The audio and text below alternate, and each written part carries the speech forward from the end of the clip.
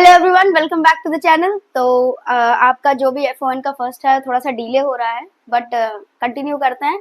उसके पहले मैं आपको बता दूं कि जैसे बहुत से बच्चे हैं टेलीग्राम पे भी और वैसे चैनल कमेंट्स में भी बोल रहे हैं कि नोट्स के लिए, तो अभी थोड़ा सा शेड्यूल का एग्जाम टाइम का जो शेड्यूल चल रहा है इसकी वजह से नोट्स प्रोवाइड करना थोड़ा मुश्किल हो रहा है। बट आई रिक्वेस्ट कि हमारे पास जितना भी वीडियो में आपको डिस्प्ले किया जाता है, आपका जो भी इंफॉर्मेशन डेटा हम दे रहे हैं, ठीक है, ऑन द बोर्ड, वो सफिशियंट है। आप उसको स्टडी करोगे उतना बहुत है, ठीक है। आप चाहो तो उसको अपने नोट्स में आप लिख सकते हो, ठीक है। सेकेंडली, बहुत से बच्चों का ये है कि जो ऑडियो डब हो जा रही है एआई वर्जन में, तो अगर आपको लाइक होता है कि आप उसमें कंफर्टेबल नहीं हो क्योंकि वो इंग्लिश डब है, ठीक है, तो आप ऊपर सेटिंग्स में जाके ऑडियो में उसको हिंदी में आप यूज कर सकते हो, ठीक है। हिंदी में जैसे ही आप करोगे वो ट्रांसलेट हो जाएगा वापस से बैक टू नॉर्मल वॉइस पे, ठीक। तो वो इशू भी आपकी सॉल्व हो जाएगी। बिना टाइम वेस्ट किए स्टार्ट करते हैं आज का वीडियो। तो आज हम डिस्कस करेंगे आपका नया यूनिट जो कि है 8 नंबर, और वो है introduction to infection control in hospital settings, या आप कह सकते हो क्लिनिकल सेटिंग्स में, ठीक है। लास्ट टर्म पे जो हमने वीडियो डिस्कस किया था, हमने हमारा टॉपिक था वाइटल साइंस का, उसमें पेन हमने आपको बताया था कि पेन आपका unit number 9 comfort rest and pain में हमने डिस्कस कर लिया, तो आप वहां पे भी देख सकते हैं, ठीक है। तो शुरू करते हैं आज का। तो आज का जो पहला टॉपिक है वो हमारा इन्फेक्शन कंट्रोल है। मतलब कुल मिला के जब यूनिट आप स्टार्ट करते हो तो यूनिट का जो भी फर्स्ट जिस चीज पे आप बात करना चाहते हैं, जिस चीज पे यूनिट बेस होता है, हम उसके बारे में बात करते हैं। तो सेम एज हियर हम देखते हैं कि लाइक जो हमारा चैप्टर है या जो यूनिट है ये, वो है आपके इन्फेक्शन कंट्रोल पर। तो सबसे पहले हम उसके बारे में बात करेंगे। तो इन्फेक्शन कंट्रोल के बारे में अगर हम बात करें तो आप लाइक आप कैसे एक्सप्लेन करोगे कि इन्फेक्शन का कंट्रोल, ठीक है, आप इन्फेक्शन को कैसे कंट्रोल में लेके आओगे, कैसे उसको प्रिवेंट करोगे। बट यहाँ पे सबसे पहले डिस्कस करेंगे हम इन्फेक्शन क्या है। आप जिस चीज को कंट्रोल करने की बात कर रहे हो, उसको कंट्रोल करने के लिए आपको उसके कैरेक्टरिस्टिक्स, उसके मैकेनिज्म, ये सारी चीजें आपको मालूम होनी चाहिए।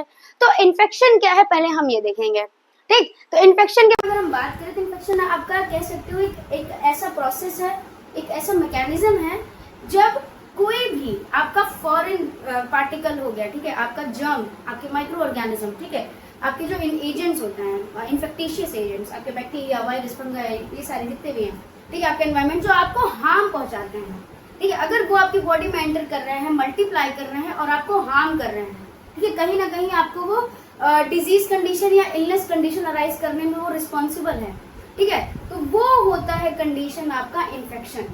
इन्फेक्शन क्या है कि जब आपके बॉडी में कोई भी माइक्रो ऑर्गेनिज्म, कोई भी जर्म एंटर करता है, मल्टीप्लाई करता है, और मल्टीप्लिकेशन के बाद जब वो इफेक्ट करता है, इम्पैक्ट करता है, ठीक है, आपकी बॉडी में रिएक्शंस को अल्टर करता है, आपके बॉडी के मैकेनिज्म को अल्टर, फंक्शनिंग को अल्टर करता है, उसकी वजह से क्या होता है, एक डिजीज या इलनेस कंडीशन अराइज होती है, and that is called as infection, ठीक है। तो इन्फेक्शन के बारे में क्या यहाँ पर लिखा है, सबसे पहले डेफिनेशन देखते हैं अगर हम इन्फेक्शन की।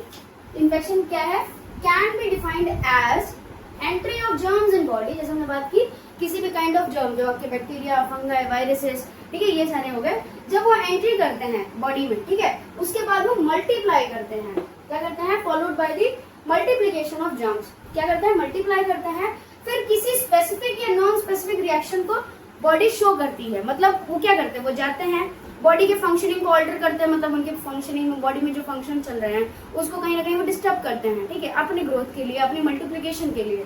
तो जैसे वो डिस्टर्ब करेंगे तो बॉडी में भी रिएक्शन शो होंगे, उसके प्रति बॉडी अपने आप को मॉडिफाई करेगी, अपना रिएक्शन शो करेगी। तो कोई स्पेसिफिक रिएक्शन शो करेगी या non specific reaction. Specific reaction जैसे इन्फेक्शन एंटर किया, आप कुछ बॉडी डिटेक्ट किया कि कुछ फॉरेन जर्म है, फॉरेन माइक्रो ऑर्गेनिज्म है जो एंटर कर रहा है, तो एंटर किया तो बॉडी क्या करेगा, फीवर जैसा कंडीशन आपको साइन देखने को मिलता है, वो क्या करता है, अपना बॉडी टेम्परेचर रेज करता है ताकि जो फॉरेन पार्टिकल, सॉरी फॉरेन जो आपका एजेंट है, ठीक है, आपका जो जर्म है, उसको वो किल कर सकते हैं हीट टेम्परेचर को बढ़ा के। मतलब आपका जो भी बॉडी टेम्परेचर को बढ़ा दे, हीट कॉज करे, इसकी वजह से वो इन्फेक्शन को क्या करे, मीन्स कह सकते हो डिस्ट्रॉय कर सके, उसको खत्म कर सके, किल कर सके। तो ये हो गया आपका स्पेसिफिक या non specific reaction. Non specific reaction जो आपको नहीं पता लेकिन आपकी बॉडी में होते हैं, ठीक है, आप उसको इजीली आइडेंटिफाई नहीं कर सकते, ठीक है। तो क्या होता है कि infection can be defined as the entry of germ in body of an individual followed by multiplication of germ causing specific और non specific reaction by the body, ठीक है, विद और विदाउट सिम्टम ऑफ डिजीज या illness, ठीक है। Body जो भी reaction show करती है उसमें आपका जो कहते हैं साइन या सिम्टम्स प्रेजेंट भी हो सकते हैं या फिर नहीं भी हो सकता है। जैसे आपको नॉर्मली आपको कफ, कोल्ड, फीवर ये सब आप देखते हो, कभी कभी होता है कि बॉडी में कुछ इन्फेक्शन अराइज हो रहा है लेकिन आपको पता नहीं चल रहा है, ठीक है, कोई सिम्टम्स आ नहीं रहे हैं। जैसे आपका बहुत सारे ऐसे कंडीशन है जिसमें आपको पता नहीं चलता, जो वो काफ़ी लेटर स्टेजेस पे पता चलता है, ठीक है, जब बॉडी एकदम से कह सकते हो उसको हैंडल नहीं कर सकती तब आपको पता चलता है। जैसे आपका ट्यूबरक्लोसिस इन्फेक्शन हो गया, उसमें क्या होता है, बैक्टीरिया, माइक्रोबैक्टीरियम ट्यूबरक्लोसिस जाता है, परसिस्ट करता है, मल्टीप्लाई करता है, लेटेंट फेज पे भी चला जाता है। अगर इम्यूनिटी आपकी प्रॉपर नहीं है तो लेटेंट फेज में परसिस्ट करता है। फिर एक कुछ समय बाद, मीन्स आपको कितना 6 to 12 वीक्स, आपका 12 to 14 वीक्स का रेंज होता है। 12 to 14 वीक्स के बाद वो सिम्टम शो होते हैं। आपको कफ हो गया, आपका फीवर हो गया, आपका फिर धीरे धीरे जैसे जैसे बढ़ेगा आपका ब्लड भी आएगा कफ में, ठीक है, ये हिमोप्टिसिस जिसे हम कहते हैं। तो ये सारी चीजें हमें देखने को मिलती है। तो मतलब वहाँ पे सिम्टम हो भी सकते हैं और सिम्टम नहीं भी हो सकते हैं। तो दिस इज ऑल इन्फेक्शन। अब माइक्रो ऑर्गेनिज्म जो एंटर कर रहे हैं आपके बॉडी में और जिनके पास एबिलिटी है मल्टीप्लाई करके आपको इन्फेक्शन देने की या इन्फेक्शन कॉज करने की आपकी बॉडी में, उनको हम क्या कहते हैं, इन्फेक्टिशियस एजेंट। जो माइक्रो ऑर्गेनिज्म एंटर कर रहे हैं या जर्म जो एंटर कर रहे हैं उनको हम क्या कहते हैं, इन्फेक्टिशियस एजेंट। एजेंट इसलिए क्योंकि वो इन्फेक्शन लेके आ रहे हैं और वो इन्फेक्शन कॉज कर रहे हैं, ठीक है, इसीलिए इनको क्या कहते हैं हम, इन्फेक्टिशियस एजेंट। तो इन्फेक्शन क्या है आपका, एक इन्फेक्टिशियस एजेंट के द्वारा कॉज हुआ इलनेस या डिजीज जो आपकी बॉडी में हो रहा है और इसके लिए बॉडी आपका रिएक्शन शो कर रही है या सिम्टम्स प्रेजेंट है या नहीं प्रेजेंट है, ठीक है। तो अब हम बात करते हैं इन्फेक्शन कंट्रोल के बारे में। इन्फेक्शन समझ लिया, इन्फेक्शन कंट्रोल। तो अब जो ये इन्फेक्शन कॉज हो रहा है ड्यू टू इन्फेक्टिशियस एजेंट, ठीक है, जो इन्फेक्शन कॉज हो रहा है उसको हम कैसे कंट्रोल या प्रिवेंट करेंगे, दैट इज इन्फेक्शन कंट्रोल, ठीक है। इन्फेक्शन कंट्रोल का मतलब क्या है कि जो भी इन्फेक्शन कॉज हो रहा है आपके बॉडी में इन्फेक्टिशियस एजेंट के थ्रू, उसको हम कैसे कंट्रोल करेंगे, कैसे प्रिवेंट करेंगे, कैसे मैनेज करेंगे, ये सारी चीजों को आप पढ़ोगे इन्फेक्शन कंट्रोल में, ठीक है। तो इन्फेक्शन कंट्रोल एंड प्रिवेंशन क्या है, मेजर्स हैं कुछ, आप कह सकते हो कुछ स्टेप्स हैं, कुछ प्रोसीजर्स हैं, ठीक है। ये कुछ ऐसे मेजर्स हैं जो एम करते हैं, इंश्योर करते हैं कि जो वल्नरेबल हैं, ठीक है, उनको प्रोटेक्ट कर सके इन्फेक्शन से। वल्नरेबल मतलब जैसे किसी की इम्यूनिटी कम है, ठीक है, जो पर्सन इम्यूनो कॉम्प्रोमाइज, जिनको एड्स एचआईवी है, ठीक है, इनकी इम्यूनिटी कम है, प्रेग्नेंट वुमेन्स हो गए, बच्चों में, ओल्ड एज में, इन सब में क्या होता है, आपका इम्यून सिस्टम थोड़ा सा वीक होता है, ठीक है, तो वहां पे इन्फेक्शन ज्यादा होने के चांसेस होते हैं, ठीक। तो वो वल्नरेबल्स मीन ससेप्टेबल, आपके ससेप्टेबल पर्सन्स होते हैं, ठीक है, जिनको इजीली इन्फेक्शन होने के चांसेस हैं, तो उनको हम क्या करते हैं, प्रोटेक्ट करते हैं, ठीक है। Infection control and prevention measures होते हैं जो एम करते हैं वल्नरेबल्स का प्रोटेक्शन, ठीक है, ससेप्टेबल्स का क्या, आप ससेप्टेबल्स मीन्स आपके जो भी क्या बोलते हैं, ससेप्टेबल्स का हम क्या करते हैं, जो पर्सन होते हैं मीन्स जो इम्यूनो कॉम्प्रोमाइज पर्सन है, जिनकी इम्यूनिटी लो है, आपके ओल्ड एज चिल्ड्रन, ये सारे बच्चों को उनको प्रोटेक्ट करते हैं जिनको इन्फेक्शन होने के चांसेस बहुत ज्यादा है या जिनको रिस्क है इन्फेक्शन होने के, ठीक है, जो इन्फेक्शन एक्वायर कर सकते हैं in general community and in personal lifestyle. दो चीजें आप हमेशा याद रखना। जनरल कम्युनिटी मतलब आप जो सोशल एनवायरनमेंट में रह रहे हो, ठीक है, आप अपने कम्युनिटी एरिया में रह रहे हो, ठीक है, आप अपने फैमिली के उसके थ्रू भी इन्फेक्शन होता है। पर्सनल लाइफस्टाइल जो आपकी हाइजीन के ऊपर, जो आपके लाइफस्टाइल के ऊपर, आप कैसे रहते हो, ठीक है, आप रोज नहाते हो नहीं नहाते हो, ओरल हाइजीन रख रहे हो नहीं रख रहे हो, सैनिटेशन हाइजीन रख रहे हो नहीं रख रहे हो, ठीक है, ये आपके पर्सनल लाइफस्टाइल है। तो personal lifestyle and general community दोनों के, आपके कह सकते दोनों के थ्रू हम मेजर्स कुछ अप्लाई करते हैं जिसमें हम उन वनरेबल या ससेप्टेबल पर्सन्स को इन्फेक्शन से बचाते हैं ताकि वो इन्फेक्शन एक्वायर ना करे। एक्वायर ना करे मतलब कि उनको इन्फेक्शन ना हो, ठीक है, वो इन्फेक्शन गेन ना करे एनवायरमेंट के थ्रू क्रॉस इन्फेक्शन, ठीक है। तो infection control all over is measures जो एम करता है प्रोटेक्शन ऑफ वनरेबल्स आपके ससेप्टेबल पर्सन, ताकि वो कम्युनिटी से मीन सोशल एरिया से अपने पर्सनल लाइफस्टाइल से इन्फेक्शन एक्वायर ना करे। अब इन्फेक्शन कंट्रोल डील क्या क्या करता है, तो पहला है स्प्रेड ऑफ इन्फेक्शन, इन्फेक्शन कैसे स्प्रेड हो रहा है उसको डील करता है सबसे पहले infection control. Then practice of hygiene, practice of hygiene मतलब इन्फेक्शन को हम कैसे प्रिवेंट करेंगे, मेनली हाइजीन से, ठीक है। इन्फेक्शन कैसे होता है, आपके अनहाइजीनिक कंडीशन से, आपके एनवायरमेंट में अगर इन्फेक्शन है तो आप एक्वायर कर सकते हो, ठीक है। तो ये सारी चीजें अगर आप हाइजीन मेंटेन करोगे तो आपको इन्फेक्शन होने के चांसेस बहुत कम हो जाएंगे, ठीक है। तो दूसरा डील करता है प्रैक्टिस ऑफ हाइजीन। देन आपका सर्विलांस, सर्विलांस मीन्स आपका कह सकते हो कि मॉनिटरिंग, कैसे मॉनिटर करो कि आपको पता कैसे चलेगा कि ये चीज़ इन्फेक्टिशियस है या नहीं है, ठीक है। आप अगर आपको मालूम है कि इन्फेक्टिशियस है तो आप उसको कैसे, किन मेथड से आप कह सकते हो उसको डील करोगे ताकि आपको इन्फेक्शन ना हो, क्रॉस इन्फेक्शन ना हो, आपको भी ना हो, अगर आपके पास कोई इन्फेक्शन है तो आप दूसरे को ना स्प्रेड करो, ठीक है। देन आपका मैनेजमेंट ऑफ कंडीशन, जो भी कंडीशन है, ठीक है, मैनेजमेंट लाइक हो सकता है किसी पर्सन को इन्फेक्शन हो और हो सकता है कोई ऐसा पर्सन हो जिसको बिल्कुल इन्फेक्शन ना हो, तो दोनों को एक दूसरे का लाइक होता है ना, एक मेजर होगा, एक स्टेप होगा कि जिसको इन्फेक्शन है वो दूसरे को ना स्प्रेड कर पाए और जो हमारे पास बिना इन्फेक्शन का पर्सन है उसको कोई इन्फेक्शन ना कॉज हो, ठीक है। तो एक मैनेजमेंट होगा कि आप उसको कैसे मैनेज करोगे और उसको कैसे मैनेज करोगे।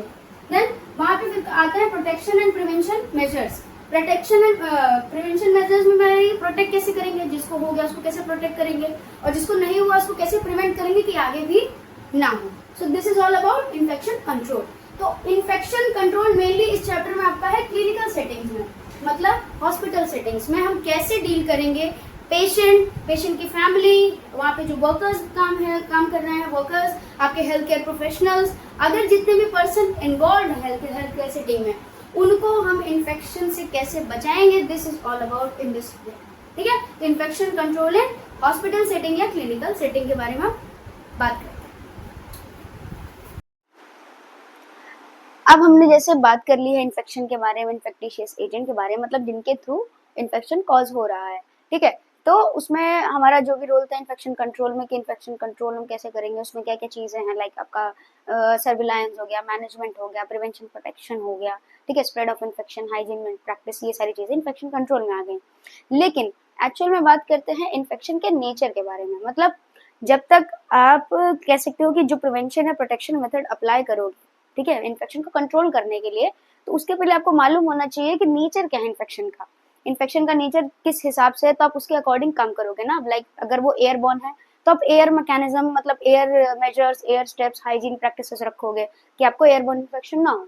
तो वही है कि आपको इन्फेक्शन का नेचर पता होना चाहिए, देन आप उसका कंट्रोल या फिर मेजर, प्रोटेक्शन, प्रिवेंशन अप्लाई कर सकते हो, ठीक है। तो बात करते हैं आपके नेचर ऑफ इन्फेक्शन की। तो नेचर ऑफ इन्फेक्शन में सबसे पहले आपका बात किया जाता है कि जर्म्स जो हैं वो हर जगह प्रेजेंट होते हैं, ठीक है। तो जर्म्स आर प्रेजेंट, मतलब हर जगह प्रेजेंट होते हैं, एवरीवेयर है। आपका सॉइल हो गया, आपका वाटर हो गया, एयर हो गया, आपके इवन ह्यूमन बॉडी में भी प्रेजेंट होते हैं, ठीक है। बैक्टीरिया आपके प्रेजेंट होते हैं आपके ह्यूमन बॉडी में, लेकिन वो आपके लिए हार्मफुल नहीं है, ठीक है। इन्फेक्शन कॉज करने के लिए जो हार्मफुल बैक्टीरिया, वायरसेस, फंगाई, ये सारी चीजें हैं, वो होते हैं आपके इन्फेक्टिशियस एजेंट। हर बैक्टीरिया, हर वायरस, हर फंगाई आपका कह सकते हो हार्मफुल नहीं है, ठीक है। इसीलिए हर सारे कह सकते हो उसको हम इन्फेक्टिशियस एजेंट में नहीं काम करते, हम उनको ही काउंट करते हैं जो हमें हार्म कर रहे हैं, ठीक है। इवन ह्यूमन बॉडी में भी, उनके गट में, उनके आप कह सकते हो प्रेजेंट होते हैं, ठीक है, आपके बैक्टीरिया प्रेजेंट होते हैं, लेकिन वो आपको हार्म नहीं कर रहे हैं,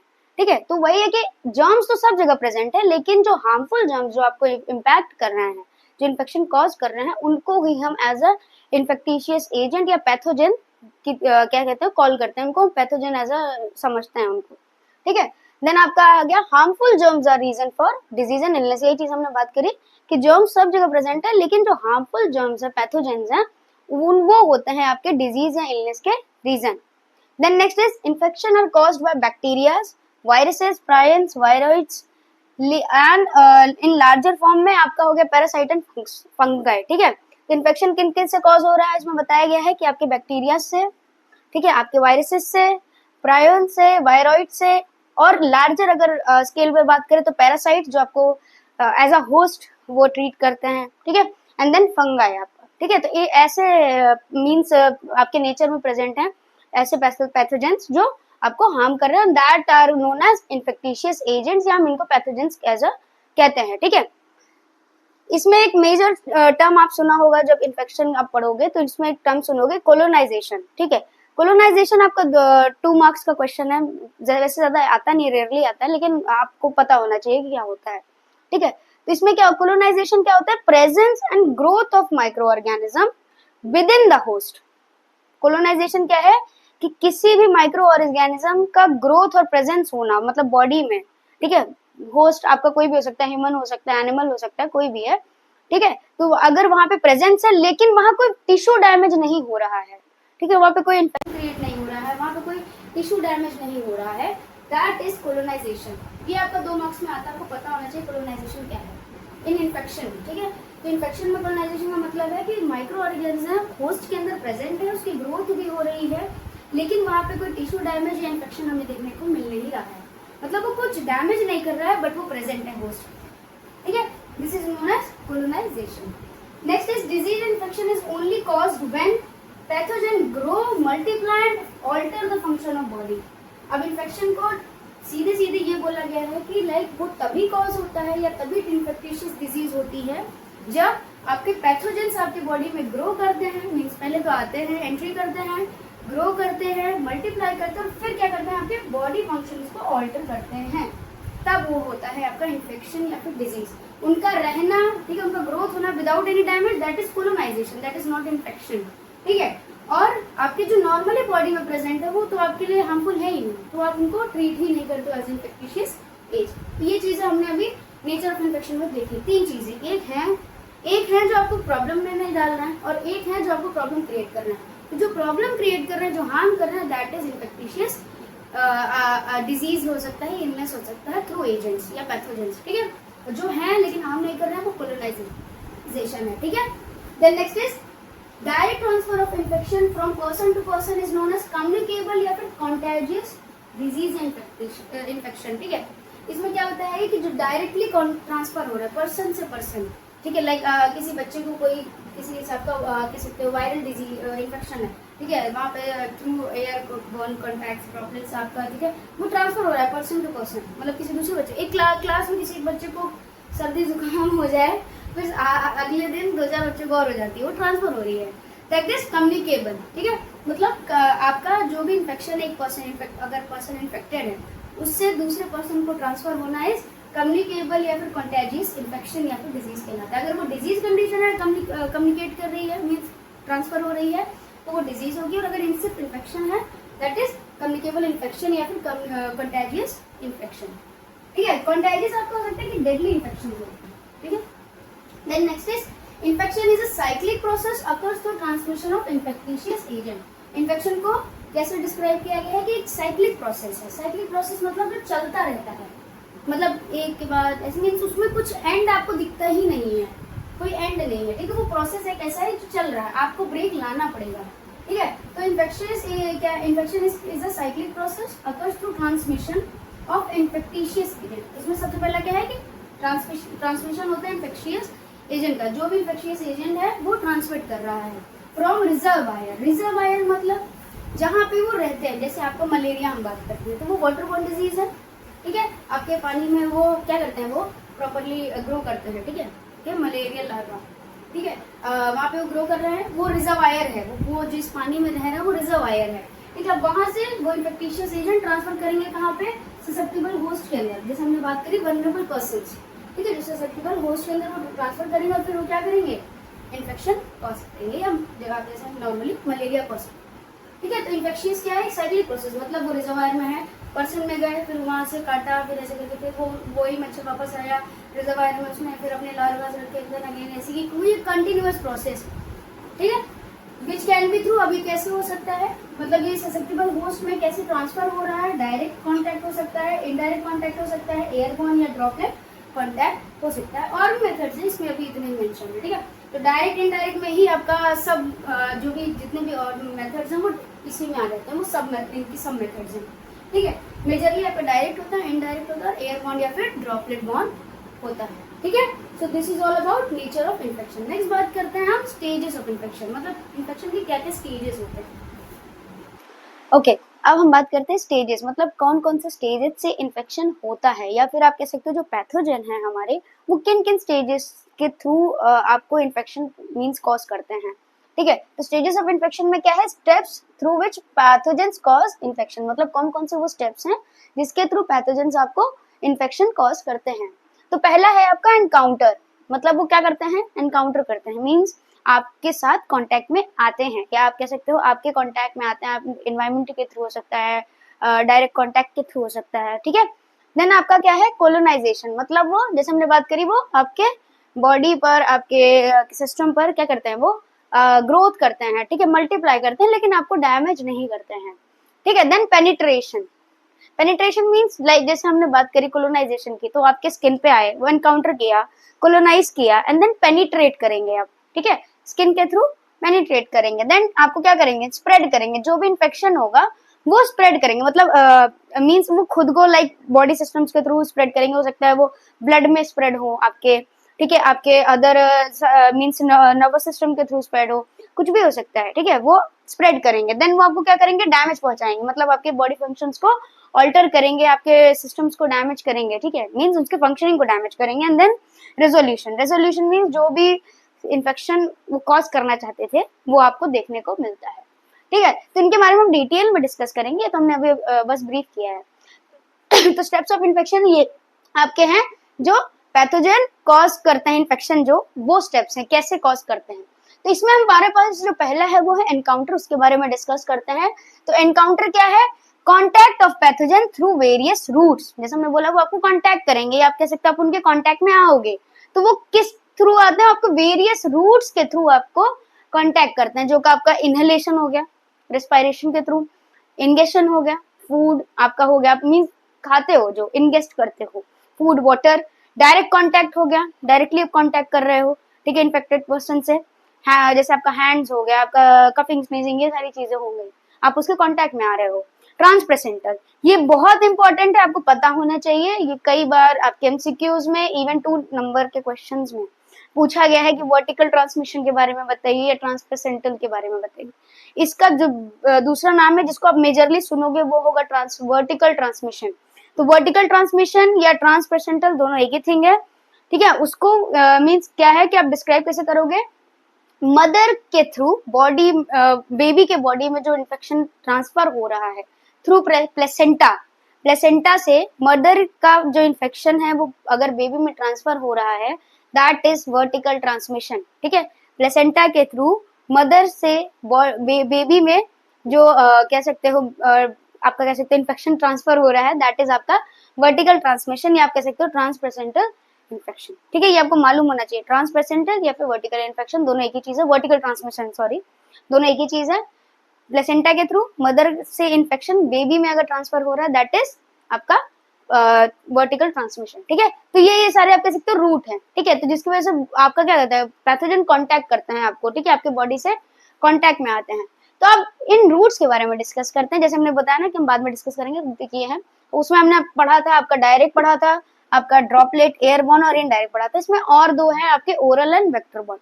तो ऑल ओवर यही रूट है जिसके थ्रू आपके बॉडी में एंटर करने की कोशिश करता है पैथोजन, ठीक है, या फिर आप कह सकते हो आपको एनकाउंटर करता है, ठीक है। तो पहला है आपका डायरेक्ट कांटेक्ट, जिसके थ्रू आपको पैथोजन एनकाउंटर करते हैं, वो है डायरेक्ट कांटेक्ट। डायरेक्ट कांटेक्ट मतलब कांटेक्ट विद बॉडी फ्लूइड या इन्फेक्टेड टिश्यू, जैसे इन्फेक्टिशियस पर्सन है, कोई किसी को इन्फेक्शन है पहले से, उसके बॉडी फ्लूइड के साथ या फिर उसके किसी इन्फेक्टेड टिश्यू के साथ आपका कांटेक्ट हो रहा है, ठीक है, आपका कांटेक्ट उसके बॉडी फ्लूइड या किसी भी इन्फेक्टेड टिश्यू के साथ हो रहा है, तो वहां से जो आप इन्फेक्शन गेन कर रहे हो दैट इज डायरेक्ट कांटेक्ट, ठीक है।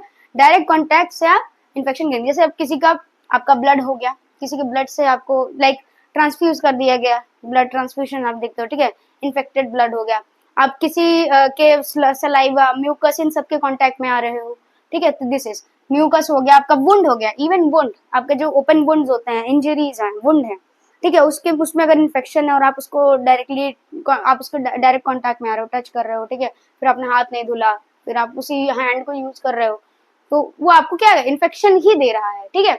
सलाइवा, स्टूल, यूरिन, ये सारी चीजें हैं जो आपको डायरेक्टली इन्फेक्शन दे रही हैं किसी भी इन्फेक्टेड पर्सन से या इन्फेक्टेड एरिया से, या इन्फेक्टेड आप कह सकते हो एनिमल हो गया, कुछ आर्टिकल हो गया, कुछ भी हो गया, डायरेक्टली जो इन्फेक्शन आप गेन कर रहे हो, sorry it's about human body, तो उसके बॉडी फ्लूइड या टिश्यू से जो आप डायरेक्टली इन्फेक्शन गेन कर रहे हो, blood, mucus, wound, saliva, stool, urine, ये सारी चीजें, दैट इज डायरेक्ट इन्फेक्शन या direct contact of infection.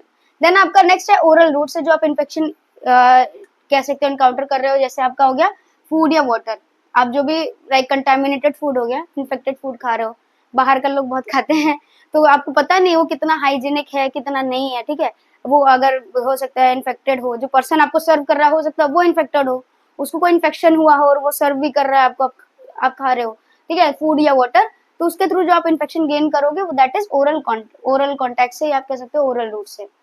Then आपका हो गया ड्रॉपलेट रूट, अब ड्रॉपलेट रूट क्या है, मतलब आपके ड्रॉपलेट्स के थ्रू, जैसे आपके सामने कोई इन्फेक्टेड पर्सन है जिसको इन्फेक्शन है, कफ कर रहा है, स्नीज कर रहा है, और आप उसको इनहेल कर रहे हो, डायरेक्टली आपके कांटेक्ट में वो आ रहा है, ठीक है, मींस आप उस कफ और या स्नीज इन सब चीजों के कांटेक्ट में आ रहे हो, दैट इज ड्रॉपलेट रूट। अच्छा, ड्रॉपलेट रूट मेरे लिए अगर हॉस्पिटल इन्फेक्शन की बात करो तो सक्शन और इंट्यूबेशन दो ऐसे रूट हैं जहां से डायरेक्टली मींस कह सकते हो ट्रांसफर होता है, ये आपको मालूम होना चाहिए। ड्रॉपलेट रूट क्यों, जैसे आप सक्शनिंग कर रहे हो किसी इन्फेक्टेड पर्सन का, तो उसमें ड्रॉपलेट्स लगे होते हैं, उसमें ड्रॉपलेट्स प्रेजेंट होते हैं डिवाइसेस में, ठीक है, आपके इंट्यूबेशन डिवाइस में, आपके सक्शनिंग डिवाइसेस में, तो आप फिर जब भी किसी दूसरे को करोगे तो क्रॉस इन्फेक्शन उसको हो जाएगा, जो इन्फेक्शन पहले पर्सन को था या पेशेंट को था, ठीक है। तो ड्रॉपलेट मींस जो ड्रॉपलेट्स के थ्रू आपको इन्फेक्शन ट्रांसफर हो रहा है, जैसे आपका कॉमनली जो होता है कफ या sneezes.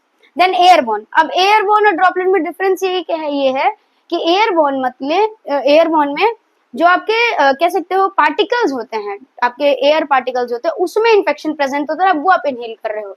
Droplet means transfer of droplets, ठीक है। एयरबॉर्न में क्या है कि वो जो आपने कफ और स्नीज किया वो एयर में सस्पेंडेड है, ठीक है, वो एयर में प्रेजेंट है ना, कोई और उसको जब इनहेल कर रहा है। जैसे आपके पास ट्यूबरक्लोसिस का पेशेंट है, ठीक है, किसी एक आइसोलेशन रूम में है, वो उसी रूम में है, उस coughing sneezing of course present होती है, कफिंग मेजरली प्रेजेंट होती है, तो वो कफ कर रहा है, ठीक है, तो कोई दिक्कत नहीं है। अगर आप बिना मास्क के जाओगे उस रूम में, तो वहां जो एयर प्रेजेंट है, उस एयर में उसके जो भी इन्फेक्शन के पार्टिकल्स हैं, जो भी इन्फेक्शन कॉजिंग माइक्रो ऑर्गेनिज्म है, वो एयर में सस्पेंडेड है।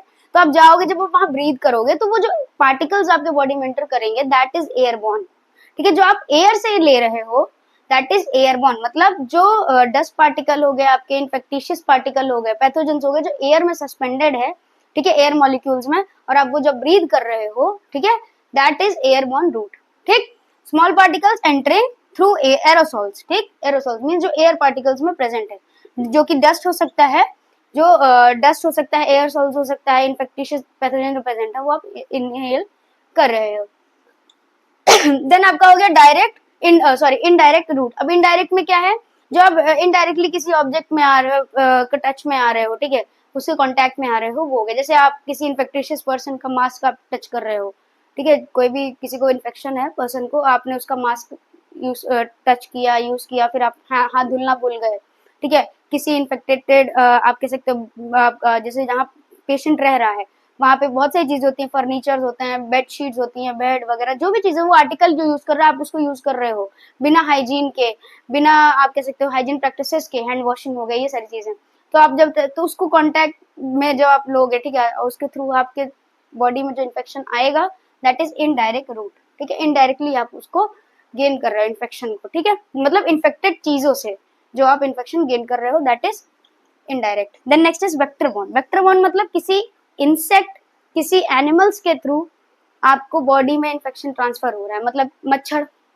नॉर्मली आपके होते हैं, डेंगू मलेरिया होने के चांसेस होते हैं, क्या आपके मच्छर के बाइट से आपको इन्फेक्शन कॉज होता है, क्योंकि वो जो एजेंट होता है, पैथोजन होता है, उसको वो ट्रांसफर करते हैं आपके ब्लड में, ठीक है। आपका इसका बेस्ट एग्जांपल होगा डॉग, रेबीज ट्रांसफर होता है, ठीक है, डॉग बाइट से रेबीज ट्रांसफर होता है, ठीक है। तो वो वेक्टर मींस किसी एनिमल, किसी इंसेक्ट्स के थ्रू आपके बॉडी में अगर इन्फेक्शन ट्रांसफर हो रहा है, that is vector born infection या वेक्टर बॉर्न कॉन्टैक्ट ऑफ, ठीक है। नेक्स्ट आपका बात करते हैं बाकी के स्टेप्स के बारे में। हमने बात कर लिया है एनकाउंटर के बारे में। एनकाउंटर मतलब कैसे आपका इन्फेक्शन या पैथोजन आपको जो इन्फेक्टिशियस पैथोजेंस होते हैं वो कैसे आपको इनकाउंटर करते हैं, कैसे कांटेक्ट में आते हैं, तो वो रूट्स के थ्रू होता है। रूट्स हमने बात कर लिया है। नेक्स्ट है आपका कोलोनाइजेशन, जैसे हमने बात कर लिया था। कोलोनाइजेशन में क्या होता है कि जो भी इन्फेक्टिशियस एजेंट, जो भी पैथोजन होता है, वो क्या करता है, आपकी बॉडी पर रहता है, ठीक है, आपके बॉडी में ग्रो करेगा, मल्टीप्लाई करेगा, लेकिन आपको कोई नुकसान नहीं पहुंचाएगा, कोई डैमेज नहीं शो करेगा, दैट इज कोलोनाइजेशन। नेक्स्ट है आपका पेनिट्रेशन। पेनिट्रेशन में क्या होता है, जैसे ही वो मल्टीप्लाई कर लेगा, जैसे ही वो ग्रो कर लेगा, वो क्या करेगा, पेनिट्रेट करेगा, आपकी बॉडी में प्रॉपरली सिस्टम्स में एंटर करेगा, ठीक है। आपके लाइक अगर स्किन के थ्रू है तो पेनिट्रेट करेगा आपके म्यूकोसल लेयर से, ठीक है। अगर आपका जैसे बाय मींस आपके म्यूकोसल लेयर से, देन अगर बाय ब्लड इन्फेक्शन होगा तो वो फिर ब्लड में ट्रांसफर होगा, ठीक है। या फिर अगर आपके नर्वस सिस्टमिक मींस होगा, अगर सिस्टम नर्वस सिस्टम्स के थ्रू होगा तो फिर वो आपके नर्वस सिस्टम के जो भी मीन्स कह सकते हो ब्रांचिंग है, उसके थ्रू वो ट्रांसफर होगा, जो भी हो पेनिट्रेट करेगा, देन वो क्या करेगा, स्प्रेड करेगा। Fourth is spread. Spread means वो आपकी बॉडी में स्प्रेड करेगा, जो भी इसका टारगेट पॉइंट, जैसे बहुत सारे इन्फेक्शन होते हैं जो ब्रेन टारगेट होता है, मेनली आपका ज्यादातर देखते हो तो ब्रेन होता है, आपका इम्यून सिस्टम होता है, आपके लिम्फोसाइट्स पे टारगेट होता है, ठीक है, ये सारी चीजें होती है। तो वो टारगेट पॉइंट तक स्प्रेड करेगा और फिर आपको क्या करेगा, डैमेज करेगा। डैमेज मीन्स जो भी इन्फेक्शन कॉज करना होगा उसको, या जो भी फंक्शनिंग को ऑल्टर करना होगा, ठीक है, उसको वो डैमेज करेगा, उसको ऑल्टर करेगा, देन उसका रेजोल्यूशन आपको देखने को मिलेगा। रेजोल्यूशन मतलब ये नहीं कि आपको उसका ट्रीटमेंट देखने को मिलेगा, रेजोल्यूशन मतलब जो वो डैमेज करेगा उसके आपको साइन और सिम्टम दोनों देखने को मिलेंगे। रेजोल्यूशन में अगर जैसे आपका है तो आपको स्वेलिंग देखने को मिल सकता है, आपका कफिंग हो गया, आपका फीवर हो गया, आपके अदर्स का जो भी सिम्टम साइंस आप देखते हो, ठीक है, हेड एक्स, पेन्स हो गया, आपका एक्स हो गए, जो भी चीजें आप हो गए वो आप देखते हो as a resolution means signs and symptom. So this is all about stages of infection. Now हम बात करते हैं टाइप्स ऑफ इन्फेक्शन, मतलब इन्फेक्शन कितने टाइप्स के होते हैं। नाउ हम बात करते हैं टाइप्स ऑफ इन्फेक्शन, मतलब हमारा इन्फेक्शन कितने टाइप्स में कह सकते हो होता है या आकर करता है, ठीक है। तो टाइप ऑफ इसमें इन्फेक्शन में हमारे पास ऑलमोस्ट इतने टाइप्स हैं, जो कि आई थिंक 16 है, ठीक है। तो इनके बारे में हम डिस्कस करते हैं। तो पहला है आपका प्राइमरी इन्फेक्शन।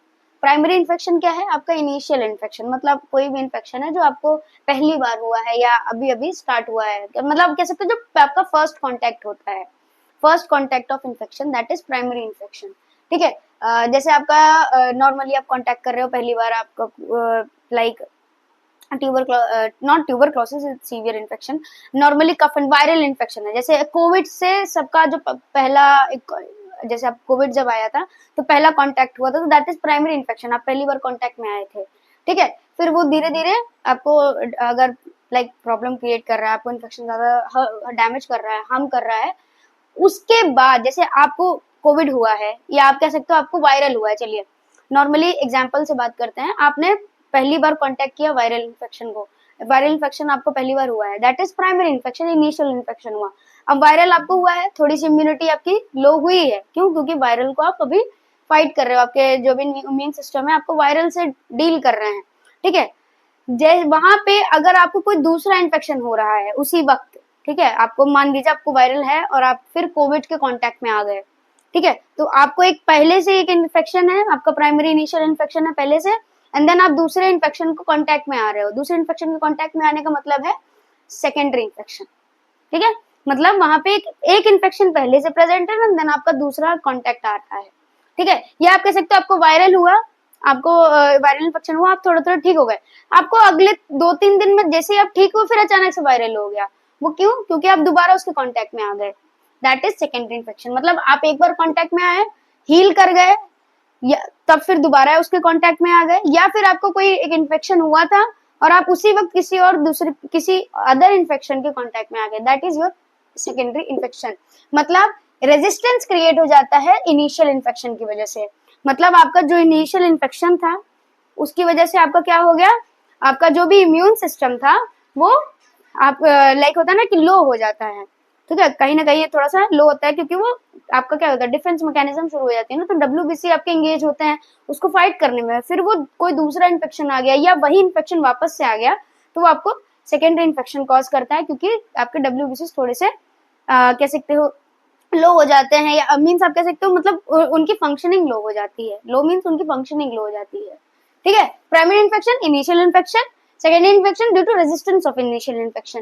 देन आपका थर्ड आ गया क्रॉस इन्फेक्शन, मतलब किसी इन्फेक्टेड पर्सन से आपका इन्फेक्शन मीन्स कह सकते हो आपने गेन किया है, दैट इज क्रॉस इन्फेक्शन, मतलब किसी इन्फेक्टेड पर्सन के कांटेक्ट में आप आए हो, ठीक है।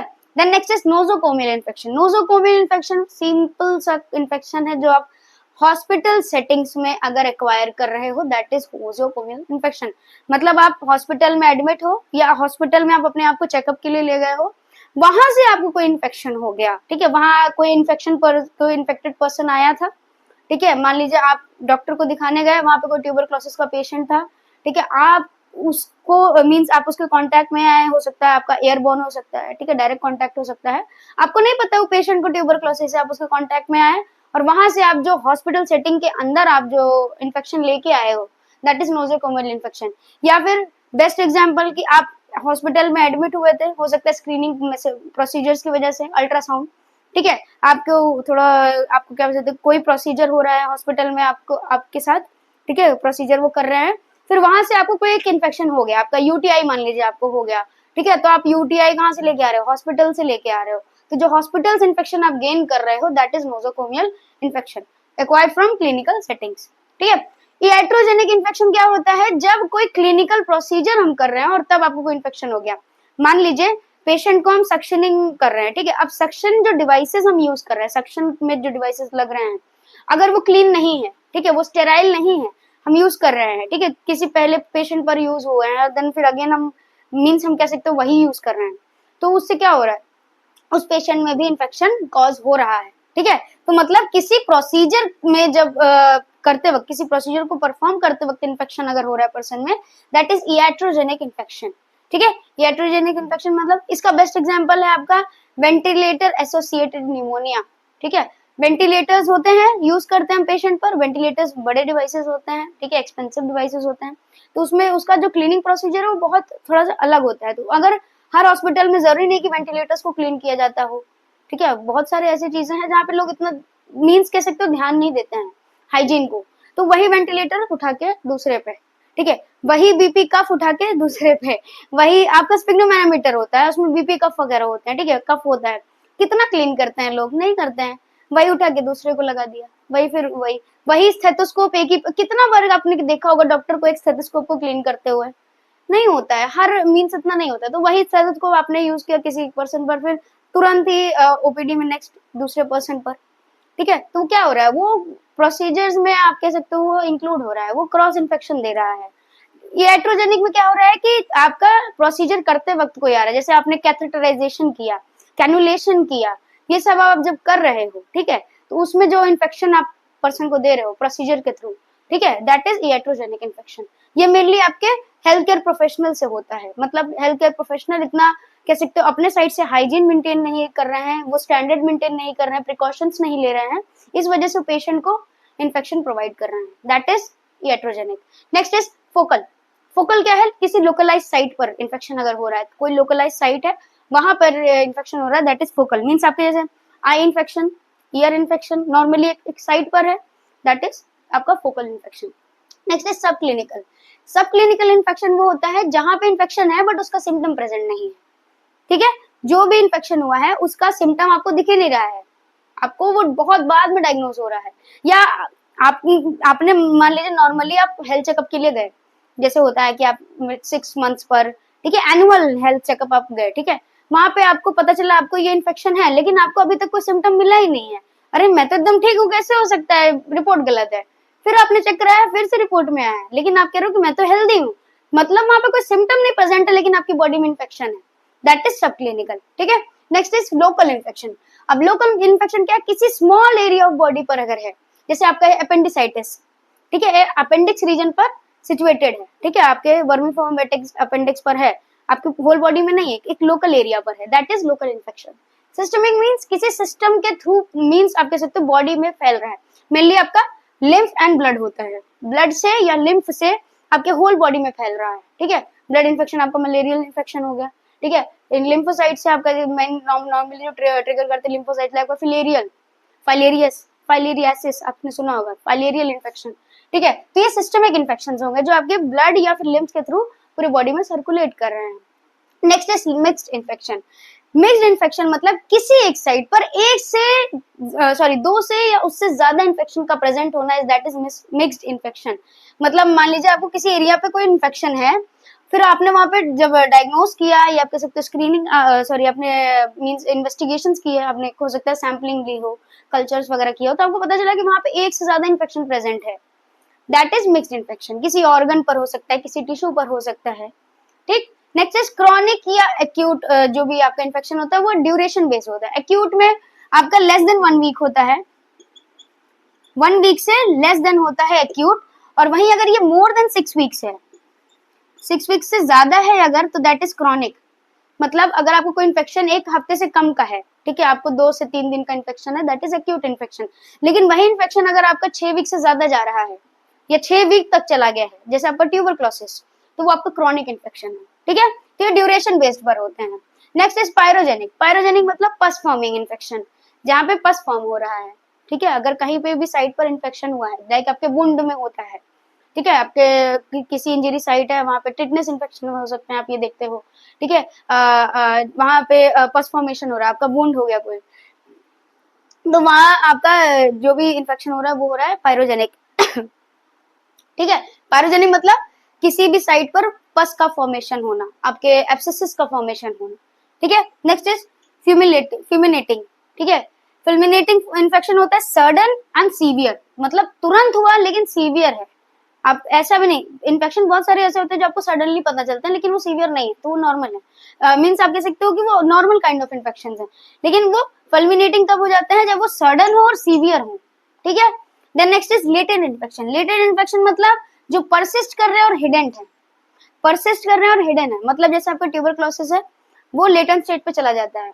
आपको इन्फेक्शन हुआ, आपको नॉर्मली कफ एंड कोल्ड का साइन आया, आपको लगा कफ एंड कोल्ड है, आपने उसकी ट्रीटमेंट ली, वो आपको ठीक हो गया कफ एंड कोल्ड, तो आपको नहीं पता है कि ट्यूबरक्लोसिस का, जब तक आप उसको डायग्नोस नहीं कराओगे, ठीक है। तो आपके बॉडी में है, वो लंबे टाइम तक हिडन है, वो तब आपको शो करेगा जब वो बहुत ज्यादा सीवियर स्टेज पर होगा या आपको बहुत ज्यादा डैमेज कर देगा, तब आपको शो होगा कि आपके कफ में ब्लड आ रहा है, आपको प्रॉपर फटीगनेस हो रही है, वेट लॉस हो रहा है, नाइट स्वेट्स हो रहे हैं, ठीक है। तो लेटेंट क्या है, आपके परसिस्टेंट है, मतलब है बॉडी में, और हिडन है, आपको कोई इतना कोई आप कह सकते हो बहुत अच्छे मींस सीवियर साइन सिम्टम्स आपको नहीं शो हो रहे हैं, दैट इज लेटेंट इन्फेक्शन, ठीक है। सो this is all types of infection, इतने ही है मेजरली आपके सिलेबस में, ठीक है। तो primary, secondary, cross, nosocomial, iatrogenic, focal, subclinical, local, systemic, mix, acute या chronic, pyrogenic, fulminating and latent, इतने हमने बात कर लिया।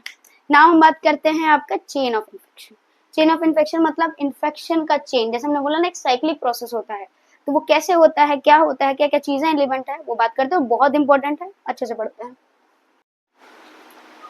नाउ हम बात करेंगे चेन ऑफ इन्फेक्शन। जैसे हमने बात करी चेन ऑफ इन्फेक्शन क्या है, एक साइक्लिक प्रोसेस है, तो उसके बारे में बात करते हैं कि वो साइकिल चलता कैसे है, या उस साइकिल में क्या क्या चीजें प्रेजेंट होती है, कौन कौन से एलिमेंट्स होते हैं। तो पहला क्या है, चेन ऑफ इन्फेक्शन को आप इन्फेक्शन प्रोसेस भी कहते हो, ध्यान में रखना कि अगर कहीं इन्फेक्शन प्रोसेस से क्वेश्चन आ जाए तो आप कंफ्यूज मत हो जाना कि लिखना क्या है, ठीक है। तो चेन ऑफ इन्फेक्शन को हम इन्फेक्शन प्रोसेस भी कहते हैं, कि इन्फेक्शन क्रिएट कैसे हो रहा है या अकर कैसे कर रहा है, ठीक है।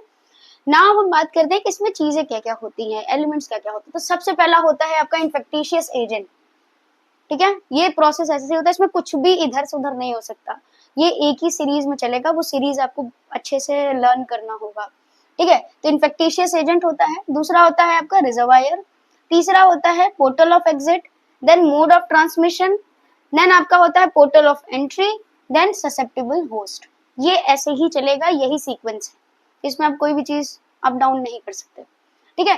देन आपका बात करते हैं कि ये जो एलिमेंट्स है हमारे पास 6, जो ये 6 एलिमेंट हैं, उनके बारे में ये आप कह सकते हो ये कैसे इन्फेक्शन कॉज कर रहे हैं या क्रिएट कर रहे हैं। तो पहले बात करते हैं इन्फेक्टिशियस एजेंट। तो इन्फेक्टिशियस एजेंट के बारे में हम बात कर चुके हैं। इन्फेक्टिशियस एजेंट आपके पैथोजेंस होते हैं जो आपको हार्म कर रहे हैं, जिनके पास एबिलिटी होती है आपको हार्म करने की, ग्रो आपके बॉडी में ग्रो करने की, मल्टीप्लाई करने की, अंदर आपके बॉडी सिस्टम जो वाइटल सिस्टम्स है उनको अल्टर करके इन्फेक्शन क्रिएट करने की, ठीक है। वो पैथोजेंस जो हार्मफुल पैथोजेंस हैं, दैट इज इन्फेक्टिशियस एजेंट। इनको हम कॉजेटिव एजेंट भी कहते हैं। कॉजेटिव एजेंट क्यों कहते हैं, मतलब क्योंकि ये कॉज कर रहे हैं, इन्फेक्शन कॉज कर रहे हैं। और then pathogen which cause the disease, ठीक है। तो इसमें हम ज्यादा डिटेल नहीं बात करेंगे, इसका आपको पता है कि आपके बैक्टीरिया होते हैं, आपके वायरसेस, वायरॉइड्स, पैरायंस, ठीक है। आपके लार्जर स्केल पर आप बात करो पैरासाइट्स, आपके फंगाई, ठीक है, ये सारे इसमें होते हैं आपके पैथोजेंस जो आपको हार्म कर रहे हैं, ठीक है, जो इन्फेक्शन क्रिएट कर रहे हैं। इसके बारे में हमने आपके नेचर ऑफ इन्फेक्शन में बात कर लिया है। नाउ हम बात करते हैं रिजर्वायर। अब रिजर्वायर क्या है, तो रिजर्वायर है एक प्लेस जहां पे पैथोजन ग्रो करता है और मल्टीप्लाई करता है।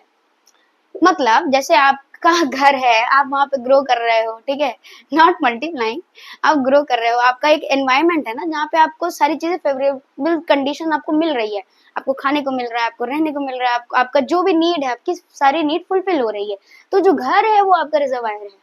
मतलब जो भी पैथोजन का एरिया मीन्स आप कहते हो वो प्लेस है जहां पर उसको फेवरेबल कंडीशन मिल रही है ग्रो करने के लिए, ठीक है, उसको मल्टीप्लाई करने के लिए, ठीक है, प्रॉपरली रिप्रोड्यूस करने के लिए, ठीक है, तो वो जो एरिया है उसको कहते हैं हम रिजर्वायर। मतलब पैथोजन के लिए फेवरेबल एरिया या प्लेस, ठीक है, जहां पे वो इजिली ग्रो कर सकता है, मल्टीप्लाई कर सकता है, ठीक है, दैट इज रिजर्वायर।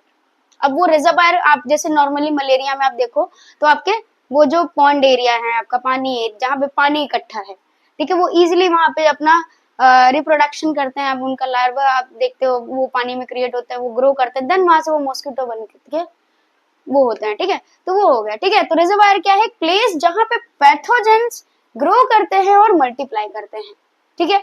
अब वो क्या क्या हो सकता है? आपके ह्यूमन भी हो सकते हैं, ह्यूमन में भी रहते हैं, ठीक है, आपके एनवायरमेंट में रहते हैं, जैसे एनवायरमेंट हमने बात कर लिया, ठीक है, आपके हो सकता है सॉइल में ग्रो कर रहे हो सकता है आपके एनवायरमेंट में प्रेजेंट एयर में कर रहे हो, ठीक है, हो सकता है आपके अदर कंडीशंस लाइक जैसे आपका फूड हो गया, वाटर हो गया, इन सब में ग्रो कर रहे हो, ठीक है, एनवायरमेंट में प्रेजेंट हो, आपके किसी एनिमल में ग्रो कर रहे हो, जैसे आपके डॉग्स में रेबीज इन्फेक्शन होता है, ठीक है, रेबीज वायरस, ठीक है, ठीक है, तो ये सारे हो गए आपका रिजर्वायर, जहाँ पे प्लेस, एक ऐसा प्लेस जहाँ पे पैथोजन ग्रो करता है और मल्टीप्लाई करता है, that is reservoir.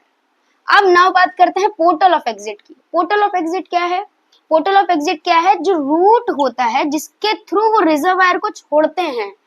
Portal of exit है कि उस रूट से, जिस मतलब जहां पे वो ग्रो कर रहे हैं उसको लीव करके, वहां से उसको छोड़ के बढ़ना, ठीक है, आगे वहां से निकल के ससेप्टेबल होस्ट तक पहुंचना, उस पोर्टल को कहते हैं एग्जिट, मतलब एग्जिट पोर्टल कहते हैं, ठीक है, उस रूट को कहते हैं। मतलब पोर्टल ऑफ एग्जिट क्या है? कि रूट है bye which pathogen leaves the reservoir, मतलब रिजर्वायर को छोड़ना, जिस भी रूट से वो छोड़ रहा है, that is portal of exit, ठीक है।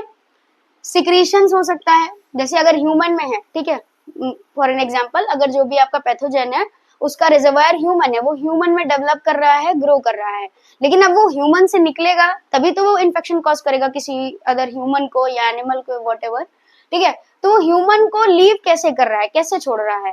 तो वो हो सकता है उसके सिक्रीशन से, हो सकता है उसके ब्लड से, हो सकता है उसके स्टूल, उसके यूरिन्स, ठीक है, उसके म्यूकस मेम्ब्रेन, जो अदर सिक्रीशंस ह्यूमन प्रोड्यूस कर रहे हैं, ठीक है, जो एनवायरमेंट में प्रोड्यूस कर रहे हैं, उसके स्टूल हो गया, यूरिन हो गया, एनवायरमेंट में प्रोड्यूस कर रहे हैं, वहां से वो बॉडी को क्या कर रहा है? छोड़ रहा है। तो जो बॉडी को छोड़ने का जो रूट है, that is portal of exit, ठीक है। वो एनवायरमेंट में जैसे अगर ग्रो कर रहे हैं, फूड वाटर में ग्रो कर रहे हैं, वाटर में ग्रो कर रहे हैं, जैसे ही ग्रो करेंगे तो वो वाटर को क्या करते हैं? छोड़ते हैं, ठीक है, तो हो सकता है। देन आपका हो गया ब्लड, बॉडी फ्लूइड, स्किन, ये तो आपके जैसे हमने बात कर ली ह्यूमन में है, ठीक है। तो रिजर्वायर पोर्टल ऑफ एग्जिट क्या है? कि कहां से वो बाहर आ रहे हैं, रिजर्वायर से कैसे बाहर आ रहे हैं, that route is known as portal of exit. Now हम बात करते हैं मोड ऑफ ट्रांसमिशन। अब छोड़ तो दिया, जो भी रिजर्वायर था पहले था कि वो क्या है, कहाँ पे रह रहे हैं, फिर उसको अब कैसे छोड़ दिया, वहां से वो बढ़िया से रेडी हो गए कि अब इन्फेक्शन कॉज करना है, छोड़ भी दिया, लेकिन वो ससेप्टेबल होस्ट तक पहुंचेंगे कैसे? कोई एक मोड होगा ना, कोई एक जरिया होगा ना कि वहां तक पहुंचेंगे, तो कैसे पहुंचेंगे? वो होता है आपका मोड ऑफ ट्रांसमिशन, ठीक है, mode of transmission by which the pathogen reaches to susceptible host from reservoir. Reservoir से ससेप्टेबल होस्ट तक पहुंचने का जो जरिया होगा, that is mode of transmission, ठीक है। वो प्रॉपरली ग्रो किया, अपना मल्टीप्लाई किया, बढ़िया से एकदम रेडी हो गए, पोर्टल को छोड़ा, जो भी रिजर्वायर का था, ठीक है, जो भी रिजर्वायर था उसको छोड़ा, अब जिस मोड से वो यहाँ तक पहुंचेंगे, ससेप्टेबल होस्ट तक पहुंचेंगे, वो मोड होता है आपका मोड ऑफ ट्रांसमिशन, जो कि आपका होता है डायरेक्ट मोड, ठीक है, डायरेक्टली जैसे हमने बात करी डायरेक्ट टच में आ गए, ठीक है, स्किन का कोई इन्फेक्शन था, आप जो भी इन्फेक्टेड पर्सन थे उसको स्किन इन्फेक्शन है, स्किन टू स्किन टच हो गया, आपको इन्फेक्शन मिल गया, ठीक है, डायरेक्टली। इनडायरेक्टली कोई उसका आर्टिकल है, कोई भी इन्फेक्टेड पर्सन है उसका आर्टिकल्स है, जैसे उसका मास्क हो गया, उसका हैंकरचिप हो गया, उसकी बेडशीट्स हो गई, पिलो हो गया, उसका फूड आइटम हो गया, ठीक है, आपने उसको इनडायरेक्ट मीन्स आपने उसको क्या कह सकते हो, कांटेक्ट में आ गया, आपने उसको खाया होगा या व्हाटएवर आपने ये हैंकरचिप यूज किया होगा, तो इनडायरेक्टली आपने गेन कर लिया। एयरबॉर्न, एयर में सस्पेंडेड है, आपने इनहेल किया, ठीक है। देन ड्रॉपलेट्स, जैसे हमने बात किया ड्रॉपलेट्स, आपका वो हुआ हैंड शेकिंग हो गया, कफ स्नीज हो गया, ठीक, वो कफ कर रहा है और आप वहीं बैठे हो, इनहेल कर लिया, दैट इज आपका मोड ऑफ ट्रांसमिशन, मतलब उस ड्रॉपलेट के मोड से, उस एयरबोर्न के मोड से, आपके डायरेक्ट कांटेक्ट से, इनडायरेक्ट कांटेक्ट से आपने इन्फेक्शन गेन कर लिया है, that is your mode of transmission.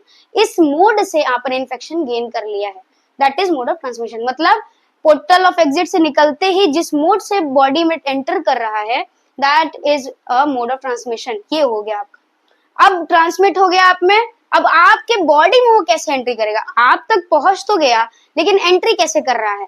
जैसे कफ और स्नीज किया, कफ और स्नीज आपका हो गया मोड, ठीक है। बाहर कैसे आ रहा है? सिक्रीशन से, सिक्रीशन ही तो निकल रहा है कफ और स्नीज में, तो सिक्रीशन से बाहर आया, ठीक है। कफ और स्नीज एक मोड है जिससे वो ट्रांसफर किया, अब आपके अंदर वो कैसे कहते हो एंट्री कैसे करेगा? दैट इज आपका पोर्टल ऑफ एंट्री। मतलब ससेप्टेबल होस्ट के अंदर कैसे एंट्री करेगा? तो आप इनहेल कर सकते हो, कफ और स्नीज जो भी ड्रॉपलेट फॉर्म हो रहा है, आपके एयरबोर्न ड्रॉपलेट्स फॉर्म हो रहे हैं, ठीक है, आपने उसको इनहेल कर लिया, दैट इज एंट्री। आपके इनहेलेशन से एंट्री किया। आपने फूड आइटम जो भी, जैसे हमने बात की इन्फेक्टेड है, तो आपने वो कंज्यूम किया, आपने जैसे कंज्यूम किया दैट इज इंगेशन, आपने खा लिया वो पानी जो इन्फेक्टेड वाटर था, जो कंटेमिनेटेड वाटर था, ठीक है, आपने वो पी लिया, that is ingestion. Inoculation, inoculation क्या होता है? बाय म्यूकस, ठीक है, बाय स्किन, ठीक है, आपके बाय म्यूकस मेम्ब्रेन आपके इनोक्यूलेट हुआ बाइट्स के थ्रू, ठीक है। आपका रिप्रोडक्टिव ट्रैक, एसटीआईज, आपके STDs, sexually transmitted disease infections, ठीक है, आपके रिप्रोडक्टिव ट्रैक के थ्रू, ठीक है। देन आपके बाइट्स, जैसे हमने वेक्टर बॉर्न में बात करी है, डॉग बाइट हो गया, इंसेक्ट बाइट हो गया, मॉस्किटोज हो गए, इंसेक्ट्स हो गए, ठीक है, पैरासाइट बाइट हो गया, ठीक है, वो आपका क्या हुआ? इस क्या होता है, ये एंट्री थी कि आपके नोज से गया हो, आपके जीआई ट्रैक से गया हो, आपके रिप्रोडक्टिव ट्रैक से गया हो, या फिर बाइट्स के थ्रू गया हो, आपके अंदर गया, that is portal of entry. Portal of entry is route by which pathogen enters into host. अब होस्ट के बारे में बात करते हैं, किसके अंदर एंट्री करेगा वो? ससेप्टेबल पर्सन के अंदर एंट्री। ऐसा नहीं किसी जरूरी नहीं कि इन्फेक्शन देख रहा है कि वो ये बीमार है इसके या इसकी इम्यून खराब है, इसके अंदर एंट्री करता है। इन्फेक्शन एंट्री सबके अंदर करता है, लेकिन ससेप्टेबल होस्ट वो होता है जिसका इम्यून फंक्शन सही से काम ना कर रहा हो, जिसकी इम्यूनिटी अच्छी नहीं है, that is susceptible host. Infection आपको भी होता है, बाकी के पर्सन को भी होता है, सबको होता है, लेकिन जो उस चीज से इन्फेक्टेड हो जाता है दैट इज ससेप्टेबल होस्ट। आपको हो रहा है, आपका इम्यून सिस्टम बहुत अच्छा है, बहुत हेल्दी हो, आपकी डाइट अच्छी है, आपका लाइफस्टाइल अच्छा है, सब कुछ है, इम्यून सिस्टम एकदम बैलेंस्ड है, जैसे एंट्री किया तुरंत डिफेंस, तुरंत आपके डब्ल्यूबीसीज, आपके इम्यून फंक्शंस आपके तुरंत तैयार हो गए, और तुरंत जैसे इन्फेक्शन आया बढ़िया डिफेंस मैकेनिज्म, इन्फेक्शन खत्म। लेकिन जिसका इम्यून सिस्टम अच्छा नहीं है, ठीक है, जैसे आपके एल्डरली, आपके चिल्ड्रन डेवलप नहीं होता है, एल्डरली में क्या होता है, वो उनकी मैकेनिज्म, उनकी फंक्शनिंग लो हो जाती है। इम्यूनो कॉम्प्रोमाइज पर्सन जिनको एचआईवी है, एड्स है, उनका इम्यून सिस्टम पहले से ही वीक है, इन्फेक्शन आराम से आ रहा है, तो उसके अगेंस्ट में काम करने के लिए कोई है नहीं, इम्यून सिस्टम आपका लो है, ठीक है, तो अगेंस्ट में कुछ चल नहीं रहा, कोई काम नहीं हो रहा, इजीली वो इन्फेक्शन कॉज करेंगे। और जिनके अंदर वो इजीली इन्फेक्शन कॉज कर रहे हैं, दे आर ससेप्टेबल होस्ट। जिनके अंदर इजीली इन्फेक्शन कॉज होने की एबिलिटी है, they are susceptible host. Individual who has low defence against infection and pathogen, मतलब जिनके अंदर डिफेंस मैकेनिज्म मींस उनका, जिनका इम्यूनो डिफेंस जो है ना, डिफेंस मैकेनिज्म, इम्यून सिस्टम जिनका लो है, ठीक है, जो इन्फेक्शन के अगेंस्ट फाइट नहीं कर सकते, पैथोजन को डील नहीं कर सकते, they are susceptible host.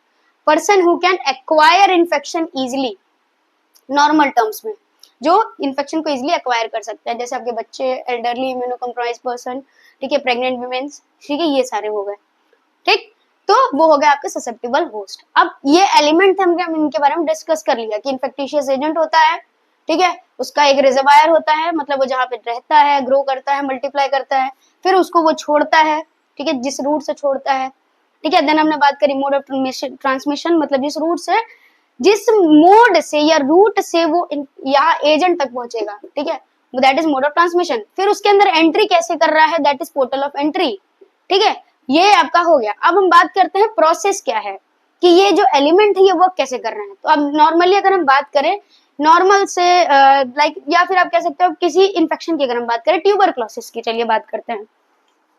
Example के तौर पे हम ट्यूबरक्लोसिस ले रहे हैं ताकि आपको ये इन्फेक्शन समझ या चेन समझ में आ जाए।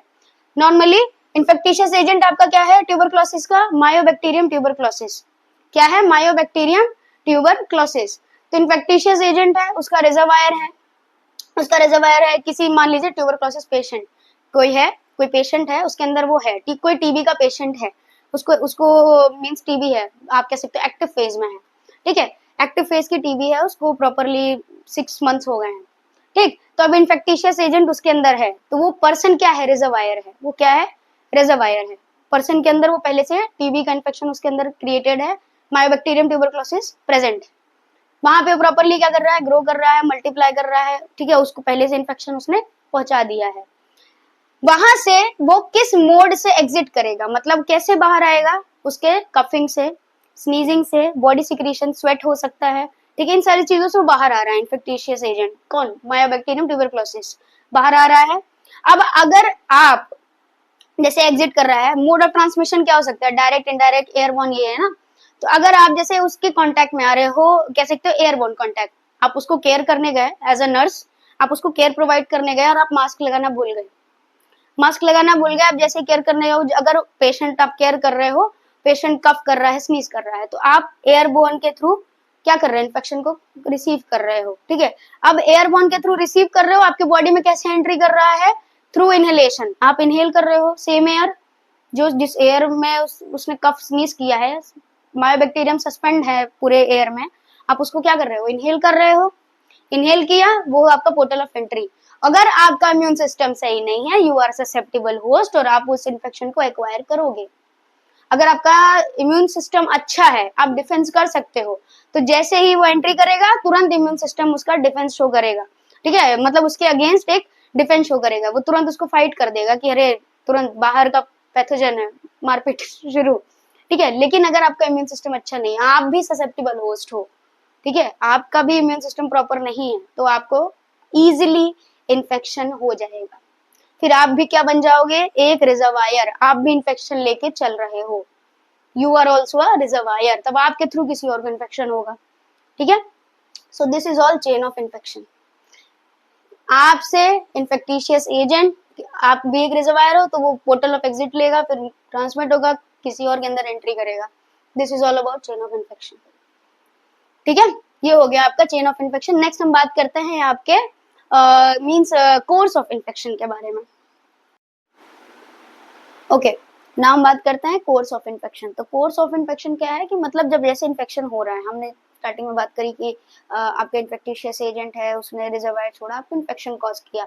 तो इन्फेक्शन में जैसे हमने टाइप देखा था कि उसका प्राइमरी इन्फेक्शन है, सेकेंडरी इन्फेक्शन है, आपके एक्यूट है, क्रॉनिक है, जो भी जितने भी टाइप्स हैं, अगर किसी भी टाइप के इन्फेक्शन को अगर आप उठाओगे, तो होने से स्टार्ट से एंड तक के बीच का जो आप कह सकते हो स्टेजेस होते हैं, किन किन स्टेजेस से इन्फेक्शन गुजरता है, लाइक कैसे मीन्स पहले हुआ, तो फिर वो कैसे ट्रीट हुआ, या उसने क्या क्या कॉज किया, कैसे फिर ट्रीट हुआ, फिर वापस इंसान कैसे नॉर्मल पे आ रहा है, वो जो स्टेजेस हैं फ्रॉम इन्फेक्शन टू आपका normal functioning infection and then normal functioning. Means आप किसी चीज से अगर डील कर रहे हो, इन्फेक्शन हुआ, तो आप कभी ना कभी तो सही होगे ना, तो वो इन्फेक्शन होने से सही होने तक का जो स्टेजेस हैं, वो होता है कोर्स ऑफ इन्फेक्शन। मतलब from infection to normal functioning, returning to normal functioning.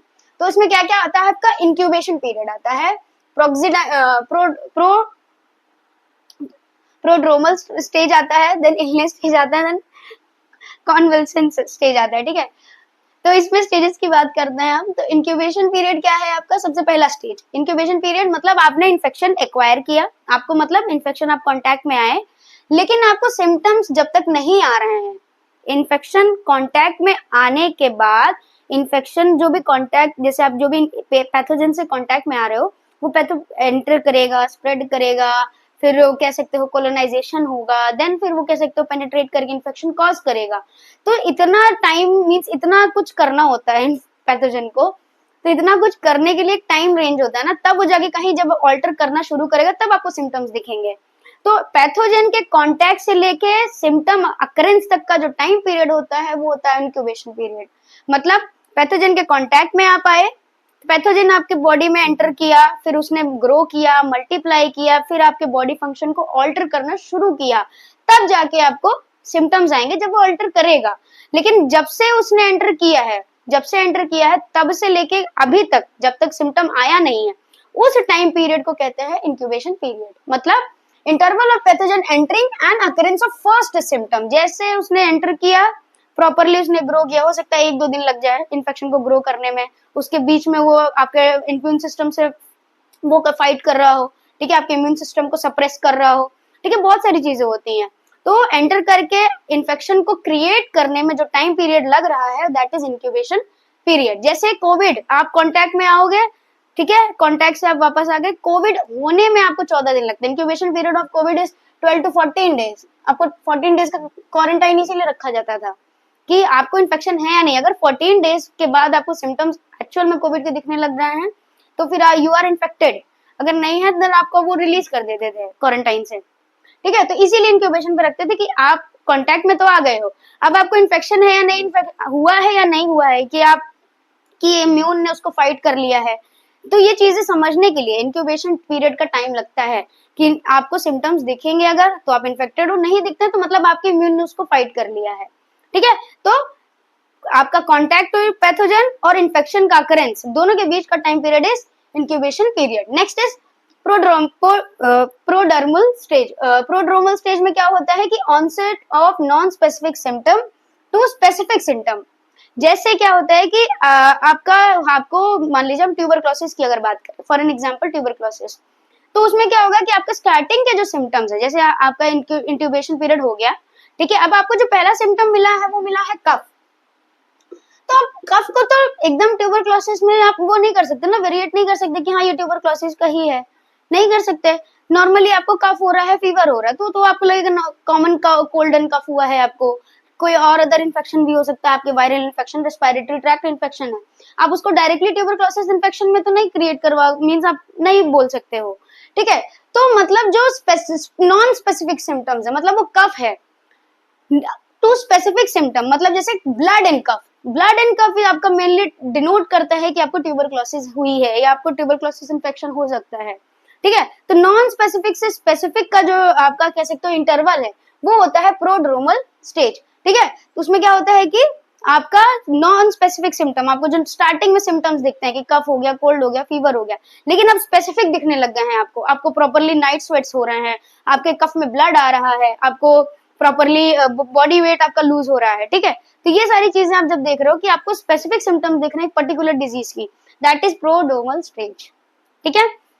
ये आपका हो गया। देन आपका इलनेस स्टेज, अब आपको प्रॉपरली सिम्टम्स दिख रहे हैं तो मतलब आपको प्रॉपरली एक डिजीज हुई है, पर्टिकुलर डिजीज, क्योंकि आपको स्पेसिफिक सिम्टम मिल गए उस डिजीज की, ठीक है, उस इन्फेक्शन की डिजीज, इन्फेक्शन का आपको सिम्टम्स दिख रहा है, आपकी बॉडी में प्रेजेंट है, तो वो हो गया आपका इलनेस स्टेज, मतलब आप उसको डील कर रहे हो। आपको मींस लाइक आपके मान लीजिए एग्जांपल तौर पर ट्यूबरक्लोसिस की बात करें तो आपके कफ में ब्लड आ रहा है, आपका बॉडी वेट लूज हो रहा है, आपका नाइट स्वेट्स हो रहा है, लो गेट फीवर आपका बना रहता है, लॉस ऑफ एपेटाइट है, ठीक है, आपके प्रॉपर एनीमिक कंडीशन, पेलनेस नजर आ रही है, बहुत सारी चीजें होती है उसमें। तो वो आप उन चीजों को जो डील कर रहे हो, जो फेज है, ठीक है, जिस फेज में आप डील कर रहे हो that is your illness phase, illness stage. Patient dealing with specific symptom of particular disease, किसी पर्टिकुलर डिजीज का पर्टिकुलर सिम्टम आप उसको फेस कर रहे हो, उस इंटरवल को कहते हैं हम इलनेस स्टेज, इलनेस फेज। अब कन्वेंशंस क्या है? कन्वेंशंस में क्या होता है कि जब आपको वो सिम्टम्स धीरे धीरे कम होने, मींस आपको दिखने लगता है कि वो सिम्टम्स कम हो गए हैं, आपके डिक्रीज करना शुरू कर गए हैं, कि हाँ आपका कफ भी अब धीरे धीरे ठीक हो रहा है, आपको बुखार भी अब कम आता है। पहले ये था कि आपको रेगुलर फीवर हो रहा था, लेकिन अब आपको रेगुलर फीवर नहीं, आपको आराम मिल रहा है। तो धीरे धीरे आप जब नॉर्मल फंक्शनिंग के तरफ बढ़ते हो, ठीक है, इलनेस से नॉर्मल फंक्शनिंग की तरफ का जो स्टेज है, मींस जो एक फेज है, उसमें आपको वो आपका होता है कन्वर्जन, कन्वल्सेंसेस आपका स्टेज। मतलब वहां पे क्या है कि आप नॉर्मल फंक्शनिंग की तरफ रिटर्न कर रहे हो, ठीक है। Interval when person regains the normal function, मतलब आपका इलनेस स्टेज था, आपने उसको डील किया, अब धीरे धीरे आप सही हो रहे हो। सही होने का जो हो रहे हुए नहीं हो, जो सही होने का जो स्टेज है, ठीक है, कि हाँ अब धीरे धीरे चीजें हम रीबैक कर रहे हैं, हमारे अंदर वापस से इम्यूनिटी रिगेन हो रही है, वापस से एनर्जी आ रही है, एक्टिवनेस आ रही है, फटीगनेस अब नहीं है, हमें भूख अब लग रही है, हमारी एपेटाइट सही हो रही है, हमारा बॉडी वेट सही हो रहा है, हमारे कफ सही हो गया है, हमारा फीवर अब नहीं हो रहा। बहुत सारी चीजें हैं कि हाँ मुझे किस चीज से रिलीव मिल रहा है, दैट इज योर कॉन्वेल्सेंस स्टेज, ठीक है। तो ये हो गया आपका कोर्स ऑफ इन्फेक्शन की आपको पहले आप कांटेक्ट में आए, फिर आपको पहला सिम्टम मिला, फिर आपको फिर है कि जो सिम्टम मिला वो स्पेसिफिक नहीं है, फिर आपको स्पेसिफिक सिम्टम मिला कि किसी पर्टिकुलर डिजीज का, अब आप उस पर्टिकुलर डिजीज को फेस कर रहे हो, उसको डील कर रहे हो और देन उससे आप क्या करते हो, उससे आप रीगेन कर रहे हो, नॉर्मल फंक्शनिंग की तरफ बढ़ रहे हो। This is all course of infection. ठीक, अब आज क्या हमने चेन जैसे पढ़ा था, तो हम इन्फेक्शन का एक प्रॉपर चेन हमने पढ़ लिया कि हाँ वहाँ पे इन्फेक्टिव आपका एक ससेप्टेबल होस्ट के अंदर कैसे क्रिएट हो रहा है इन्फेक्शन, मतलब किसी एक इन्फेक्टेड पर्सन से या एक इन्फेक्टिशियस एजेंट से रिजर्वायर के थ्रू वो एग्जिट कर रहा है, फिर वो ट्रांसमिट होके एंट्री कर रहा है एक ससेप्टेबल होस्ट में। ठीक है, तो वो प्रॉपर जो चेन था उसको अगर हम ब्रेक कर देंगे कहीं भी किसी एक मोड पर, कहीं किसी एक, हो सकता है हम एजेंट को हटा दें, हम ससेप्टेबल होस्ट को ही हटा दें, या हम मोड ऑफ ट्रांसमिशन हटा दें, या हम रिजर्वायर हटा दें, कुछ भी अगर एक एलिमेंट भी हम हटा देते हैं तो वो चेन क्या हो जाएगी, ब्रेक हो जाएगी, और चेन जैसे ही ब्रेक होगी इन्फेक्शन कॉज नहीं होगा। तो break the chain of infection में यही चीजें हैं कि हम कैसे ब्रेक कर सकते हैं। तो पहला है कि इम्यूनाइजेशन। किस पे फोकस कर रहे हैं, ससेप्टेबल होस्ट पर, उनको हम इम्यूनाइज करेंगे, वैक्सीनेट करेंगे तो प्रॉपर्ली उनकी इम्यूनिटी सही होगी, तो उनके भले कितने भी इन्फेक्शन उनको उनके अंदर एंट्री कर रहे हो पोर्टल ऑफ एंट्री से, वो प्रॉपर्ली क्या करेंगे, उस चीज से डिफेंस कर जाएंगे, मतलब उस इन्फेक्शन से फाइट कर लेंगे। ठीक है, उनको इन्फेक्शन होगा ही नहीं। ठीक है, देन नेक्स्ट इज ट्रीटमेंट। अगर आपको दिख भी रहा है कि हाँ इन्फेक्शन हो भी गया है ससेप्टेबल होस्ट को, तो हम उसको ट्रीट करेंगे ताकि वो इन्फेक्टिशियस एजेंट, रिजर्वायर वो पहले से ही है, ठीक है, जिसके अंदर है वो रिजर्वायर ही है, तो इन्फेक्टिशियस एजेंट किसी और को ना फैले। ठीक है, वो प्रॉपर्ली उसको ट्रीट कर रहे हैं हम। ठीक है, प्रिवेंट कर रहे हैं कि किसी और को क्रॉस इन्फेक्शन भी ना हो, और प्लस वो किसी और को हार्म भी ना करे, और जो पर्सन जिसके अंदर वो है वो उतना उसको भी हार्म ना करे। लाइक जिसको भी इन्फेक्शन हुआ है उसको भी तो हमें सही करना है ना, उसको तो भी प्रॉपर्ली रिगेन करना है, वापस से स्टेज पर लाना है, रिगेनिंग लाइफ, नॉर्मल फंक्शनिंग पे लानी है। That is treatment. Patient education, awareness. Patient education means awareness, patient को बताना है कि देखिए आपको ये इन्फेक्शन है, ये चीजें हैं, अगर आप ये मोड्स फॉलो करते हो, ये मेथड फॉलो करते हो तो आप सही हो सकते हो, प्लस आप अपने सराउंडिंग के पर्सन जो जितने पीपल हैं आप उनको भी सही रख सकते हो, अपने कम्युनिटी, अपने फैमिली, अपने सोसाइटी, जितने भी लेवल पर आपके जो अराउंड पर्सन है, ठीक है, आप उनको भी प्रॉपरली सेफ रख सकते हो। Then next is diagnosis and treatment. आप प्रॉपरली डायग्नोसिस और ट्रीटमेंट के लिए जाइए। लाइक जैसे अगर आपको लग रहा है कि हाँ आप इन्फेक्शन के कांटेक्ट में आए थे लेकिन अभी इंक्यूबेशन पीरियड चल रहा है, ठीक है, आप कांटेक्ट में आए थे, आपको याद है कि हाँ आप ट्यूबरक्लोसिस जो पेशेंट है उसके कांटेक्ट में आए थे, ठीक है, आप वहां थे, तो आपको कहीं ना कहीं है कि आपको हो भी सकता है, नहीं भी हो सकता है, क्योंकि इंक्यूबेशन में टाइम लगेगा। ट्यूबरक्लोसिस का इंक्यूबेशन आपका 12 to 6 वीक होता, 6 to 12 वीक होता है। तो आप क्या करिए, डायग्नोसिस एंड ट्रीटमेंट पे जाइए, आपको डायग्नोसिस में जो भी होगा चीजों आपको पता चल जाएगी है भी या नहीं है। ठीक है, तो प्रॉपर्ली अगर है तो ट्रीटमेंट लीजिए, नहीं है तो और अच्छी बात है। ठीक, देन आपका एंटी माइक्रोबियल स्टूवर्डशिप, ये एक आप कह सकते हैं एक टर्म है, ये हम आगे अभी डिस्कस करेंगे इन्फेक्शन कंट्रोल सेटिंग में। आपका एंटी माइक्रोबियल स्टूवर्डशिप क्या है कि एंटीबायोटिक्स का use, proper use of antibiotics का करके हम कैसे किसी भी इन्फेक्शन को ट्रीट कर सकते हैं। ठीक है, then cleaning, disinfection, sterilisation. Of course अगर हम ये सारी चीजें रखते हैं, क्लीनिंग रखते हैं, डिसइंफेक्शन रखते हैं, अगर स्टरलाइजेशन नीडेड है तो वो सारी चीजें अगर करके हम रखते हैं तो हम इन्फेक्शन को इधर से उधर स्प्रेड होने में प्रॉपरली रोक सकते हैं, प्रिवेंट कर सकते हैं, क्रॉस इन्फेक्शन को प्रिवेंट कर सकते हैं। पेस्ट कंट्रोल, ऑफ कोर्स जैसे हमने बात करी, इंसेक्ट बेस्ड है आपके वेक्टर बॉर्न डिजीजेस जैसे हैं वेक्टर बॉर्न इन्फेक्शंस, ठीक है, तो उनके कांटेक्ट में अगर हम ये पेस्ट कंट्रोल रखते हैं तो उनके थ्रू जो इन्फेक्शन हो रहा था वो नहीं होगा। Then next is hand hygiene, ये अब आपका पर्सनल लेवल पे आ गया कि आप पर्सनल लेवल पे कैसे इन्फेक्शन को कंट्रोल कर सकते हो। हैंड हाइजीन मेंटेन रखिए, सैनिटेशन हाइजीन मेंटेन रखिए, प्रॉपरली आप पर्सनल हाइजीन मेंटेन रखिए कि आप प्रॉपरली आप बेथ कर रहे हो, हैंड वॉशिंग कर रहे हो, आपका ओरल हाइजीन मेंटेन, आपका सैनिटेशन हाइजीन मेंटेन है, आप अपने आर्टिकल्स जो आपके सराउंडिंग जो आप यूज कर रहे हो उनका हाइजीन आप मेंटेन करके रख रहे हो। ठीक है, सो दिस इज ऑल अबाउट कि आप चेन ऑफ इन्फेक्शन कैसे ब्रेक कर सकते हो और आप इन्फेक्शन को स्प्रेड होने से रोक सकते हो। सो आज के इस वीडियो में हम इतना बात करेंगे, बाकी के टॉपिक्स हम डिस्कस करेंगे आपके नेक्स्ट वीडियो में। तब तक के लिए गुड बाय।